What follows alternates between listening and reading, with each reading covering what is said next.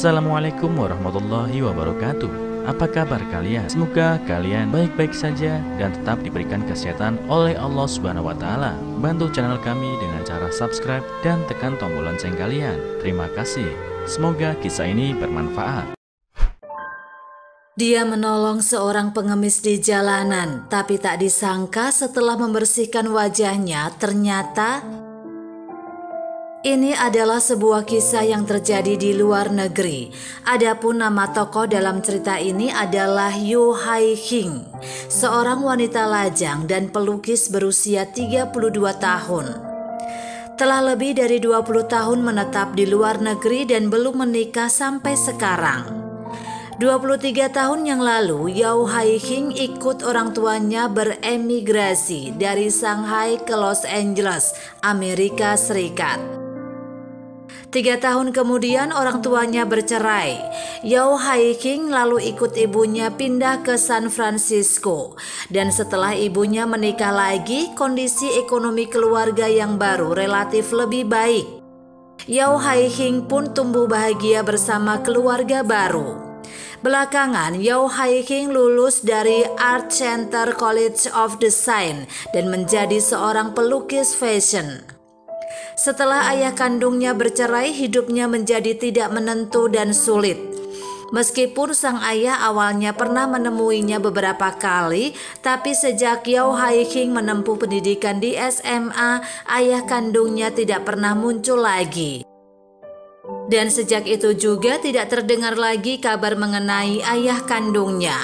Setelah Yu Hai-hing tumbuh dewasa, perlahan-lahan namanya pun mulai dikenal di negeri barat berkat gambar fashion yang dikuasainya. Dalam 1 tahun itu, setengah tahun dia bekerja dan setengah tahunnya digunakan untuk rekreasi. Hari-hari yang dinikmatinya pun benar-benar terasa bebas, santai, dan nyaman. Musim panas tahun lalu, Yu Hai-hing kembali ke tempat yang pernah ditinggalinya semasa kecil, Los Angeles. Dia tinggal di ruang berpandangan laut, berjalan santai di pantai, ingin mengejar beberapa kenangan masa kecilnya.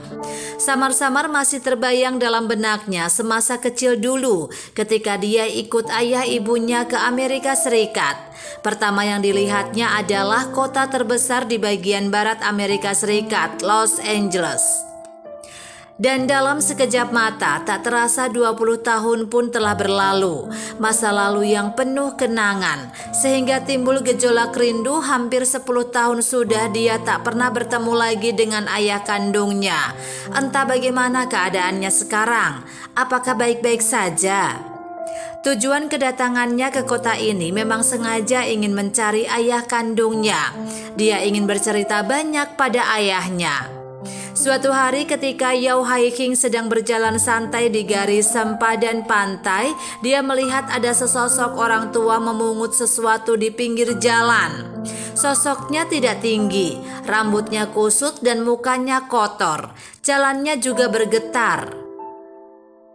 Yu Hai-hing merasa familiar dengan bayangan belakang sosok pengemis itu, tapi dia tak ingat di mana pernah melihat bayangan seperti itu.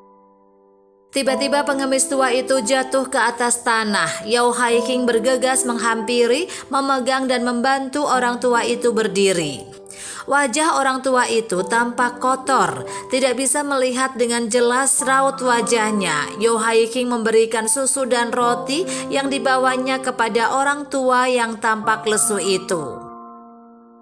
Orang tua bergoyang ke sana kemari, tidak melihat sesuatu yang ada di tangannya. Setelah diamati sejenak, Yu Hai-hing baru sadar orang tua itu mengalami gangguan mental. Pengemis tua itu adalah orang Tiongkok, tetapi keadaannya sangat memprihatinkan. Yu Hai-hing kemudian membantunya, membawanya ke wastafel dan membantu membersihkan kotoran di wajahnya.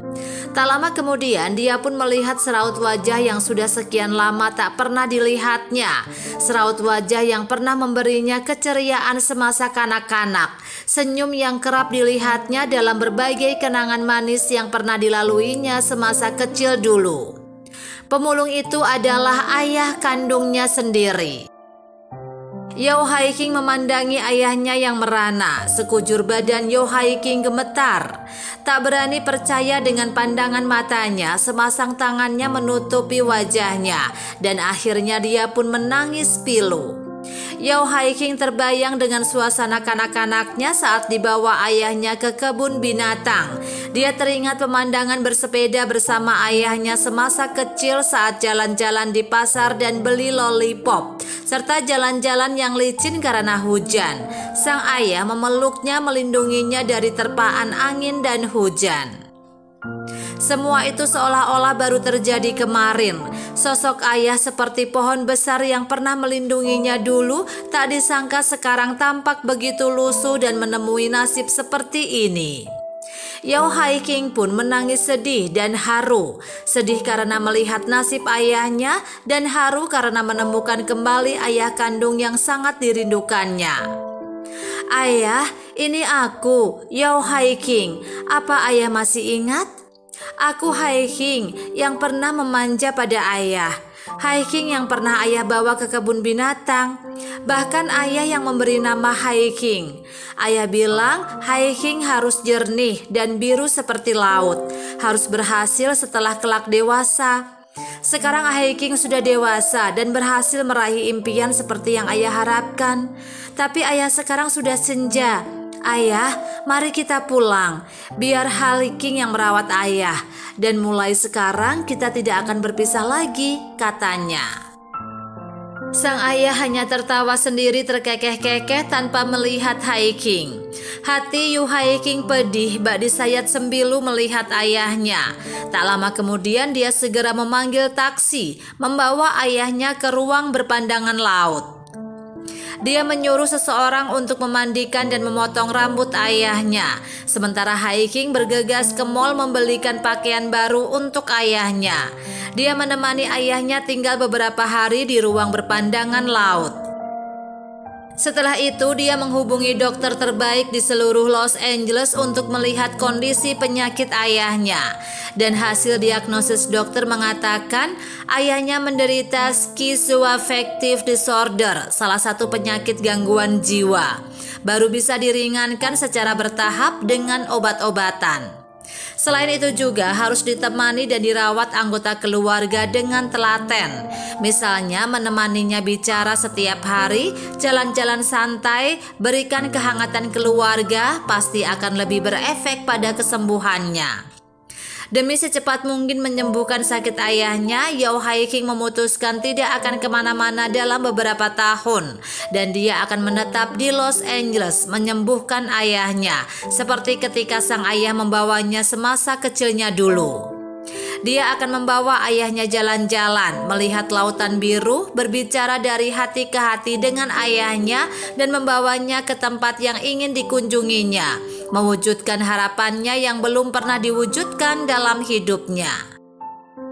Setelah fajar, Yao Haiking memapah ayahnya duduk di atas kursi roda, membawanya jalan-jalan ke pesisir pantai. Saat itu mentari merah perlahan-lahan muncul dari ufuk timur, menyinari permukaan laut diiringi dengan seberkas cahaya keemasan. Ayah Haiking memandangi laut, tiba-tiba dia mengangkat tangan kanannya menunjuk ke laut sambil mengatakan, "Laut, laut, cahaya, cahaya, cahaya Shanghai, cahaya Shanghai." Diiringi oleh terpaan angin laut, Yao Haiking memandang permukaan laut yang bergelombang dan berkilauan. Kemudian berkata kepada ayahnya sambil menundukkan kepalanya, "Ayah, itu bukan cahaya Shanghai, itu adalah cahaya matahari." Tapi laut yang jauh di sana itu adalah negeri Tiongkok, kampung halaman ayah. Kalau ayah mau pulang, Haiking akan membawa ayah pulang. Ayah sepertinya paham dengan maksud Yao Haiking, putrinya. Kemudian mengangkat dan mengayun-ayunkan tangannya sambil berkata dengan seraut senyum di wajahnya, "Kampung halaman, kampung halaman." Ayahnya pasti sangat merindukan kampung halamannya. Dan tak tahan tangis Yao Haiking pun pecah seketika begitu mengingat Tiongkok, negeri leluhurnya.